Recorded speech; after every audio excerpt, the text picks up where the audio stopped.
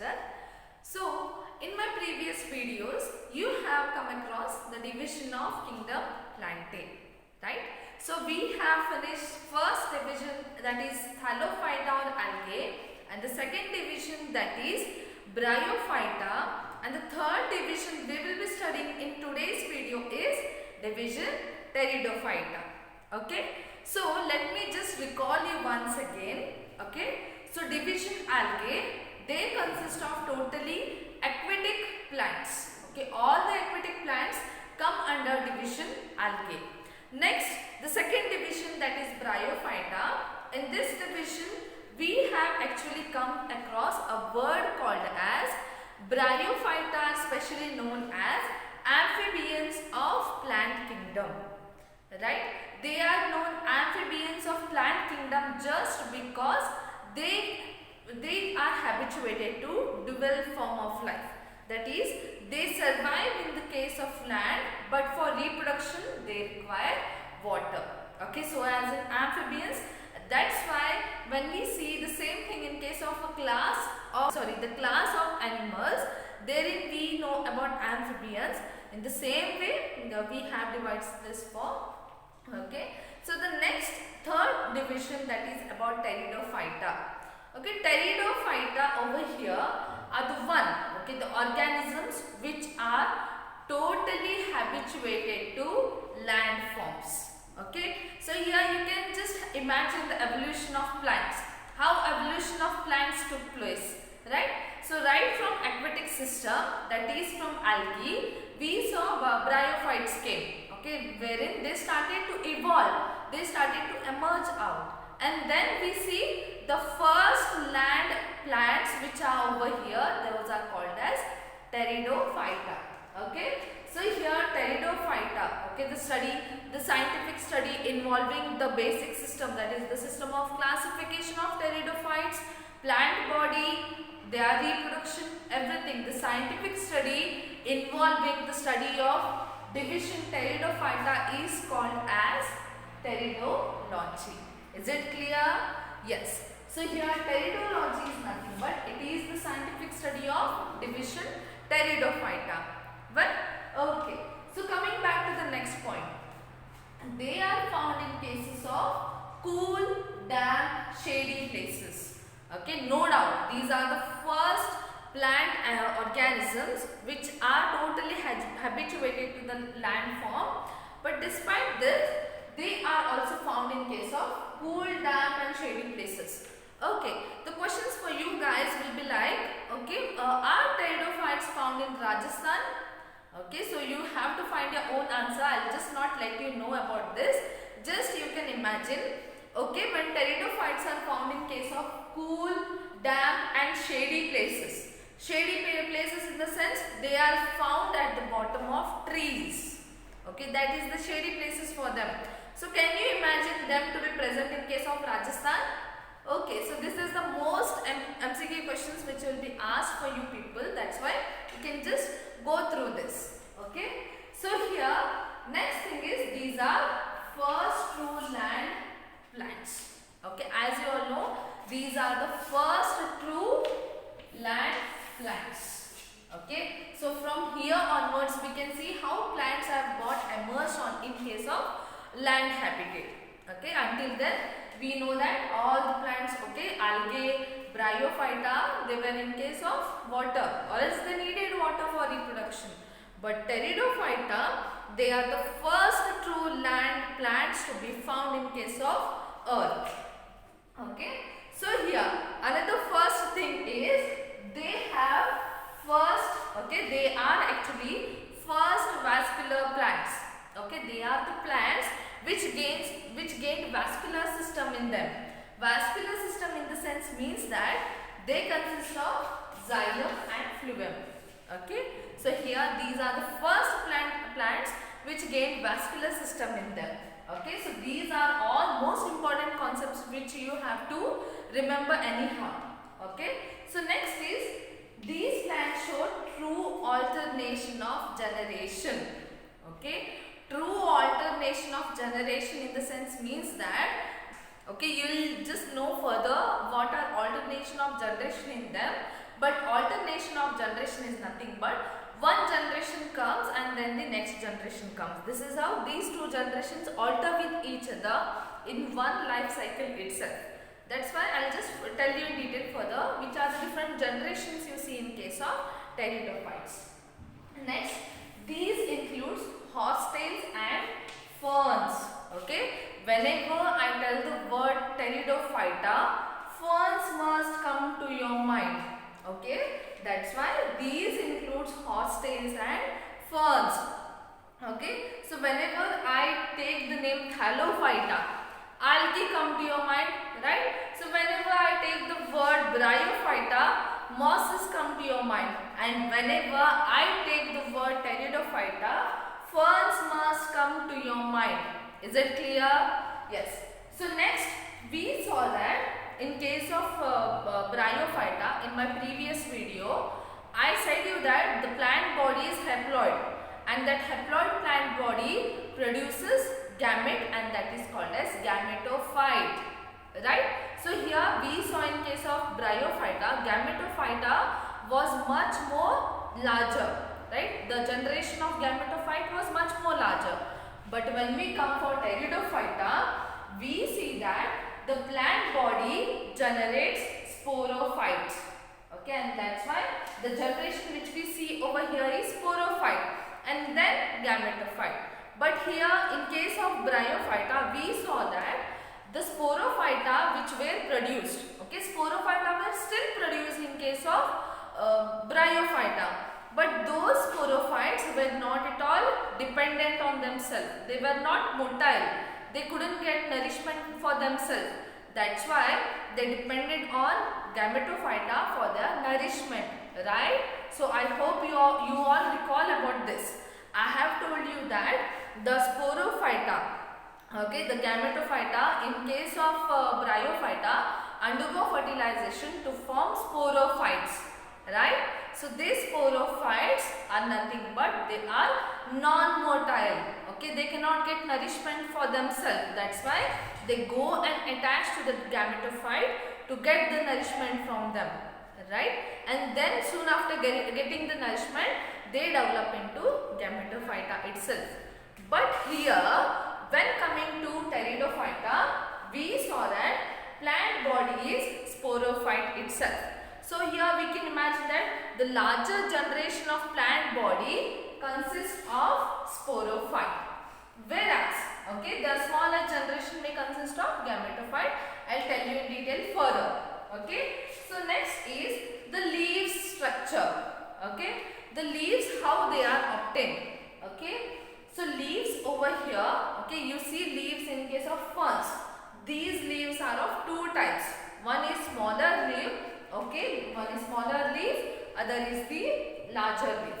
Okay, the smaller leaf is called as microphylls and the larger leaf is called as macrophylls. Is it clear? Yes. So you have to remember this compulsorily. Okay, the smaller leaf which you see, which you call microphylls, are found in Selaginella. Okay, it is a species of pteridophyte. So here you can find this microphylls in case of Selaginella. Is it clear? Yes. So, moving to the next concept, I would like to revise these things for you again, because the things which I have marked, those are very important for you all. Is it clear? Yes. So here the study of pteridophyte is called as pteridology. Okay, then these are found in cool, damp and shady places. Okay, that's why it is no sense that they are found into warm climatic conditions like in case of Rajasthan. Is it clear? Yes. So next is, these are first true land plants. So these all things which I have marked, this will be an MCQ questions for you all. Okay, that's why have a glance at this. Okay, the first true land plants those are pteridophytes. Next, these are first vascular plants. Vascular system came into origin in case of pteridophytes for the first time. Okay. Next, they show alternation of generation. So when we come over here, we see true alternation of generation. Okay.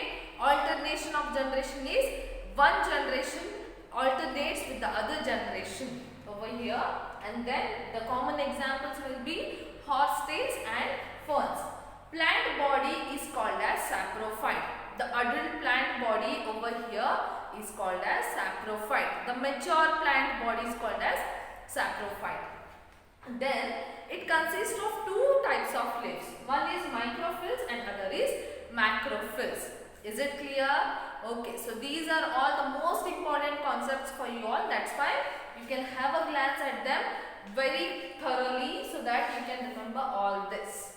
Well, so coming back to the next concept, okay, that is, I have told you sporophyte is the main adult plant body, okay, and this sporophyte consists of spores, okay, wherein you can have the imagination, or else you can just recall your previous class. In case of bryophyta, I told you that gametophyta consists of male and female gametes. Male gametes is called as antheridium, whereas female gamete is called as archegonium, right? But here we know that the mature plant body is sporophyte, and if it is sporophyte, obviously the spores are produced, okay, and the spores are enclosed in a protective covering called as sporangium. Is it clear? So all these technical words are very important for you all. Okay, the plant body is called as sporophyte. This plant body undergoes division and form the spores, and spores are enclosed in a protective membrane called as sporangium. Okay, and these sporangia are attached on the ventral side of the leaf. Okay, this is dorsal side which you see, and this is ventral side which you cannot see. Okay, so I have drawn the ventral side of the leaf. So when you flip the leaf, okay, new leaf na turn over madidre, avag you can see the presence of sporangia over there. Okay, the sporangia are present in a column. Okay, then leaf mesh na helitevalla, these are veins of the leaf. Okay, illella veins nodtivi. Okay, these are the veins of a leaf. Okay, one veins ದಾಗ one sporangium ಇದ್ರೆ ಆ complete set na ನಾವು sporophyll ಅಂತ ಕರಿತೇವೆ, right? So here the sporangia, the location of sporangia on the venation of one single venation is called as sporophyll. Is it clear? So these all technical terms are very important for you to remember. Okay, the sporophyte body, the adult sporophyte body produces spores, and these spores are enclosed in a protective membrane called as sporangia, and these sporangia are attached on the venation of a leaf and the point wherein, and the region where sporangia are subtended on the leaf, or that is the sporangia where they are attached on the leaf, leaf venation is called as sporophyll. Is it clear to this? Yes. So the next is some plants, like in case of Selaginella. Some plants like Selaginella consist the sporangia like strobila and cones. Here we saw sporophylls, wherein these sporangia were attached on the venation. But here there is the occurrence or formation of cone-like structure. So here some plants like Selaginella consist of strobilar cones-like structure of the sporangia. Is it clear? So yes, up to this it is very important, and the next thing I will further. So now coming back to the next concept, that is sexual cycle or phenomenon of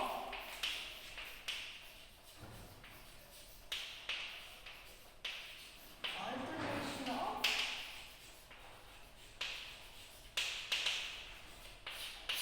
generation. This is the life cycle how it occurs in case of Pteridophyta. Like I have told you, the vast majority of generation consists of sporophyte. But the little of few generation consists of gametophyte. This is how alternation of generation occurs between sporophyte and gametophyte. I'll tell you, the diploid stage is called as sporophyte.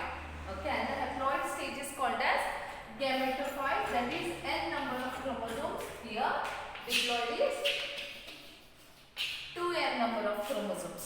So here you can come back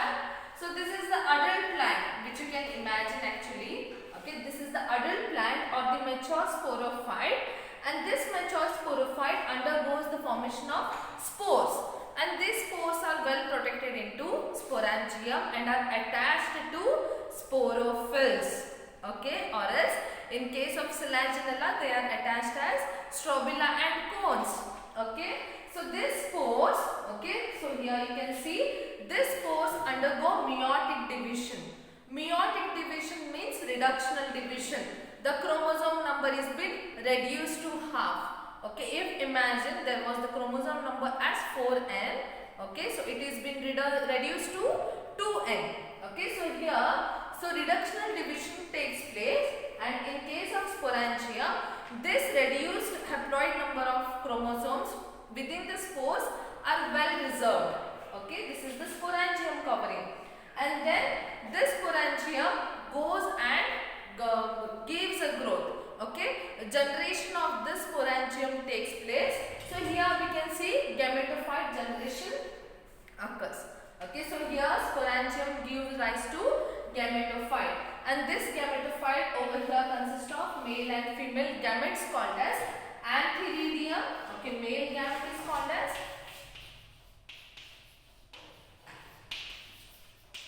or else it may also consist of, okay, this is just a diagrammatic illustration wherein I have drawn antheridium and archegonium. But in natural, the plant may at least consist of antheridium or archegonium. If bisexual plant, then it consists of both antheridium and archegonium. Okay, so here what it does is this antheridium and archegonium undergoes maturation and gives the gametes called as antheridia and archegonia. Okay, this is archegonia and this is antheridia. Okay, antheridia produces certain zooids called as antherozoids, whereas archegonia produces certain single set of egg called as ova. Okay, and then fusion of male and female gametes takes place. Okay, this was n number, that is haploid. This was also n number, that was haploid. So now when the n plus n undergoes fertilization, so we can see 2n number of chromosomes, that is diploid zygote. Okay, diploid zygote stage occurs in case of saprophyte itself. So from here onwards saprophytic generation continues. So the diploid zygote undergoes maturation and forms an haploid gametophyte and also embryonic saprophyte. So here gametophyte is only occurring just to give nourishment for few minutes or hours or few days. And soon after that, the saprophyte embryonic, okay, the embryonic saprophyte which was over here, that undergoes maturation and forms mature saprophyte. Okay, this is how the generation proceeds. This is how the next generation comes. Okay, that's why we see alternation of generation in case of diploid and haploid, saprophyte and gametophyte respectively. Is it clear? So this is about the phenomenon of alternation of generation which occurs for the first time truly. Okay, true alternation of generation occurs in case of pteridophytes. So next, coming back to spore formation. Okay, the spores, if they are similar in structure, similar in size, then we can say the spores are hemispores. Okay, sorry, the spores are homospores. Homo means similar. Okay, so here the spores are similar in size. Whereas when we come for the spores in case of Selaginella and Salvinia, the spores over here, the male spore is smaller in size and the female spore is larger in size, or consequently other thing. Okay, so here that condition is called as heterosporous, wherein we see the size differentiation of the two spores which are produced, and the largest size spore is called as megaspore, whereas the smaller size spore is called as microspores. Is it clear? So this is about spore formation in case of pteridophytes, and then the spores which were formed over here. Okay, these spores were contained into here. In case of the diploid zygote stage, these spores were contained into ovarian coat. Okay, contained into the ova itself. Okay, wherein this ova, which consists of these particular spores, that show seed habitat. Is it clear? So here there was the ova, there was antherozoids, and when the fertilization takes place, the antherozoids move into the ova and they get situated over there. So here those are entering into the body of the female reproductive system. So here the zygote formation takes place under female reproductive organs, and that's why this particular condition are seen in case of especially seed formation. Okay, that's why they show seed habitat, which means that the further progeny which comes in case of nature, they may show seed formation, which consists the case of pteridophytes. Is it clear? So this is all about cryptogamy, and this is the last part of cryptogamy, that is division pteridophyte. In my next video, we will be studying about the group phanerogams, in which we will be studying about gymnosperms, and in few brief I will be telling you about angiosperms. Is it clear? So if you have any doubts, you can ask me anytime, and keep watching our videos and be in touch with us. Thank you for watching this video.